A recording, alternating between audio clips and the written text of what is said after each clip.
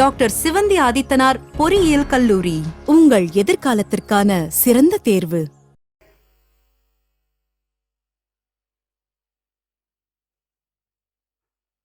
அரசு போக்குவரத்து கழக இன்னைக்கு அரசு போக்குவரத்து கழகத்தை பொறுத்த வரைக்கும் 2014 2021 வரை அனைத்து இந்திய அண்ணா திராவிட முன்னேற்ற கழக அரசு இருக்கின்ற பொழுது 16,500 புதிய பேருந்துகள் வாங்கி நாங்கள் இயக்கணும்.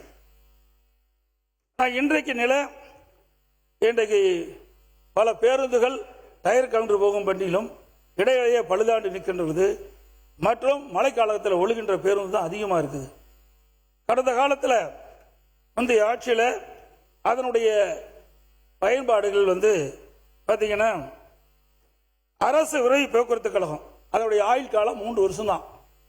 7 லட்சம் கிலோமீட்டர் தான் அந்த பஸ்ஸை இயக்க முடியும். அதை 7 ஆண்டாக உயர்த்தினாங்க. பிறகு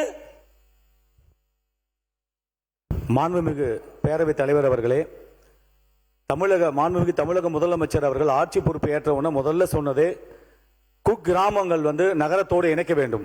அதே மாதிரி நான் பயணம் செய்யும் வகையில் தமிழ்நாட்டில் இருக்கும் அத்தனை பேருந்துகளும் ஏசி பேருந்துகளாக மாற்றம் செய்ய வேண்டும் என்று அந்த சாதா பேருந்திலே ஒரு பயணம் செய்த முதலமைச்சர் என்பதை நான் உங்கள் வாயிலாக தெரிவித்துக் கொள்கிறேன்.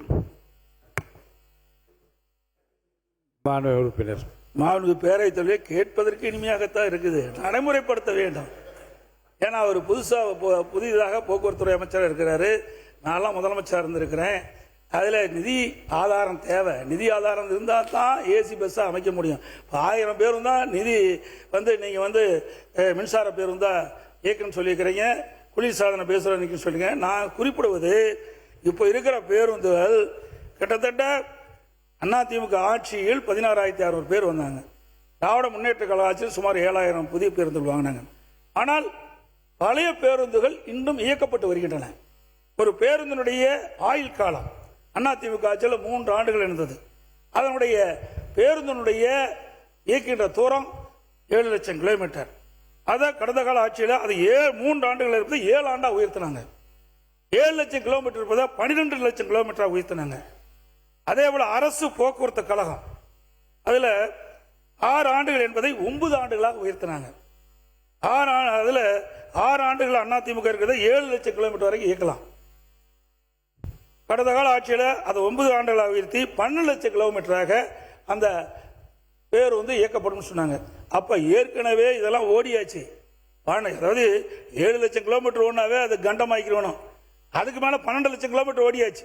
அப்படி ஓடுற பேருந்து தான் இப்ப இயக்கிட்டு இருக்கிறீங்க. நீங்க எல்லாம் சொல்லி 5 வருஷம் ஆனாலும் அனைத்து பேருந்துகளையும் மாற்றி அமைக்கவே முடியாது. கடந்த காலத்தில் 5 ஆண்டு காலம் கடந்த ஆட்சியில ஒவ்வொரு போக்குவரத்து மானிய கோரிக்கை வரும்போதும் 5000 பேருந்து வாங்குறோம், 5000 பேருந்து வாங்கி கடைசியில் 5 ஆண்டுகளை 7000 பேருந்து தான் வாங்க முடிஞ்சது. அதனால இன்றைக்கு அரசின் சார்பாக சுமார் 20,000 பேருந்துகள் இன்றைய தினம் இயக்கப்பட்டு வருகின்றன. அந்த 20,000 பேருந்துகளை நீ ஏசி பேருந்து மாற்றி அமைப்பது 100% இயலாத காரியம் என்பதை உறுதிபட தெரிவிக்கிறேன். அது மட்டும் இல்ல, மாண்புமிகு போக்குவரத்துறை அமைச்சர் பேரவைத் தலைவர் அவர்களே, இது மக்களால் தேர்ந்தெடுக்கப்பட்ட ஆட்சி, மக்களுக்கான ஆட்சி. மாண்புமிகு சட்டமன்ற உறுப்பினர் அவர்கள் சொன்னாங்க, அதற்கான சாத்தியக்கூறுகள் அத்தனையும் இந்த ஆட்சியில் நடைமுறைப்படுத்தப்படும் சாத்தியக்கூறுகள் இருக்கிறது. கண்டிப்பாக படிப்படியாக மாற்றி தரப்படும் என்பதை இங்கு அழுத்தமாக தெரிவித்துக் கொள்கிறேன் உங்கள் வாயிலாக.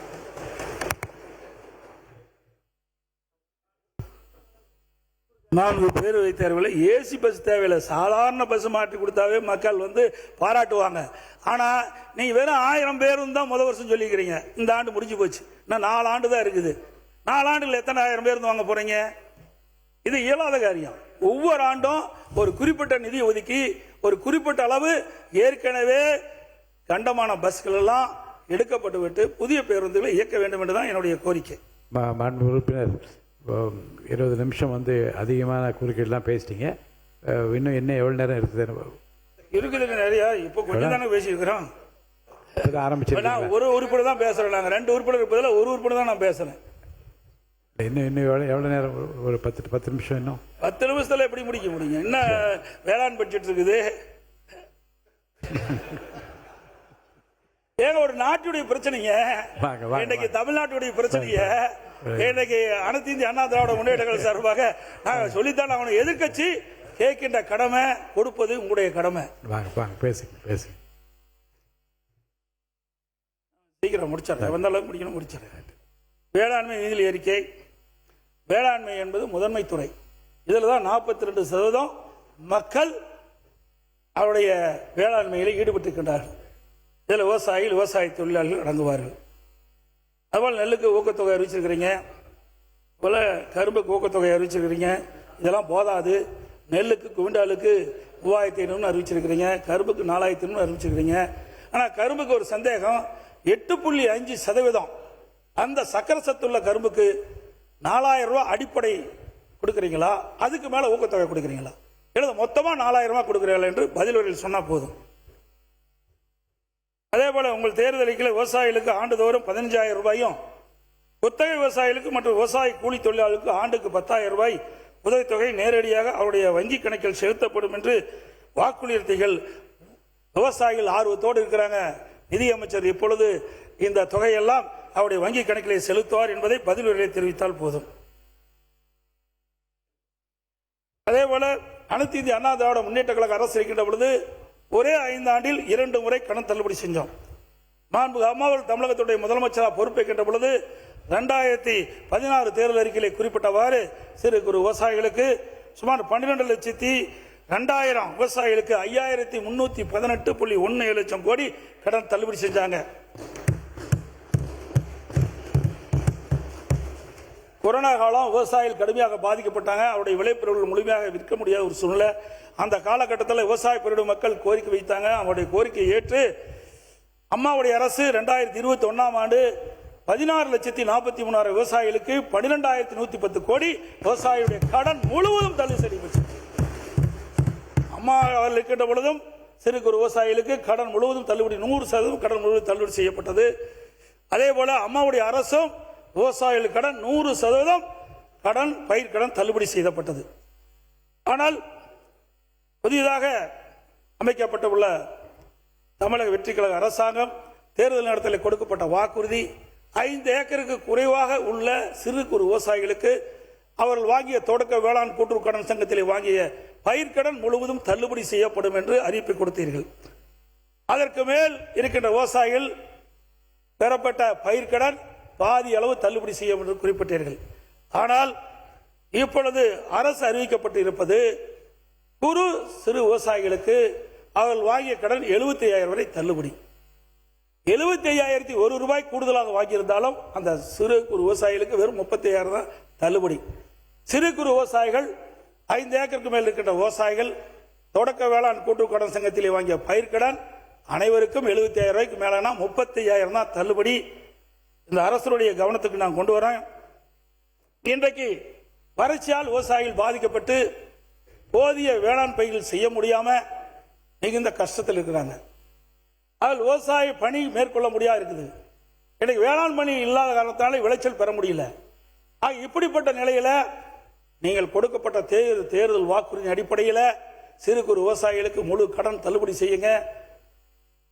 பெரு விவசாயிகளுக்கும் முழு கடன் தள்ளுபடி செய்யுங்க. ஏன்னா வறட்சியால விவசாயிகளுக்கு போதிய வருமானம் இல்லை. வருமானம் இருந்தால் தான் தொடக்க வேளாண் கூட்டுக்கடன் சங்கத்தில் வாங்கிய பயிர்க்கடன் திருப்பி செலுத்த முடியும். ஆகவே அவருடைய கஷ்டத்தை புரிந்து இந்த அரசு கடனை முழுவதும் தள்ளுபடி செய்யப்பட வேண்டும். ஒருவேளை முடியாவிட்டால் நீங்கள் கொடுக்கப்பட்ட வாக்குறுதியின் அடிப்படையிலே அந்த கடனை விவசாயிகளுக்கு தள்ளுபடி செய்யப்பட வேண்டும் என்று இந்த அரசுடைய கவனத்துக்கு இந்த நேரத்தில் கேட்டுக்கிறேன்.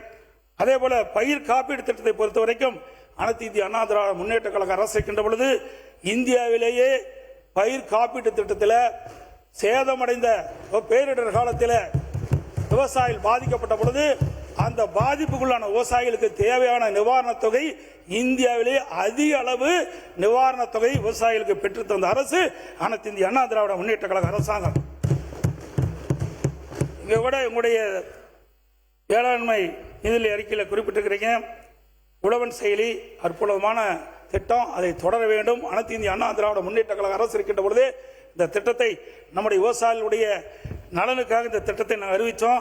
இந்த திட்டத்தின் வாயிலாக விவசாயிகள் உர இருப்பு, முக்கிய அணைகளின் நீர் இருப்பு, வானிலை அடிப்படையான வேளாண் அறிவுரைகள், வேளாண் இயந்திர வாடகை மையம் குறித்த தகவல்கள், பயிர்கள் சந்தை நிலவரம், வேளாண் அதிகாரிகள் வருகை நேரமும் உள்ளிட்ட அனைத்து வேளாண் செயலும் இந்த உழவன் செயல் மூலம் தெரிந்து கொள்ளலாம். அந்த திட்டத்தை அதிமுக ஆட்சியிலே நாங்கள் தொடங்கப்பட்டோம். அந்த திட்டத்தை தொடர்ந்து செயல்படுவதற்கு நீங்கள் நிதி ஒதுக்கீடு செஞ்சிருக்கிறீர்கள். இந்த திட்டம் சிறப்பாக செயல்படுவதற்கு நீங்கள் நடவடிக்கை மேற்கொள்ள வேண்டும் என்று இந்த நேரத்தில் கேட்டுக்கொள்கிறேன். அதே போல இந்த செயலை, உழவன் செயலை பாராட்டி மத்திய அரசின் தேசிய மின் ஆளுமை விருது 2 முறை தமிழகத்துக்கு கிடைக்கிறது என்பதையும் இந்த நேரத்தில் அவையினுடைய கவனத்துக்கு கொண்டு வரேன். டாக்டர் சிவந்தி ஆதித்தனார் பொறியியல் கல்லூரி, உங்கள் எதிர்காலத்திற்கான சிறந்த தேர்வு.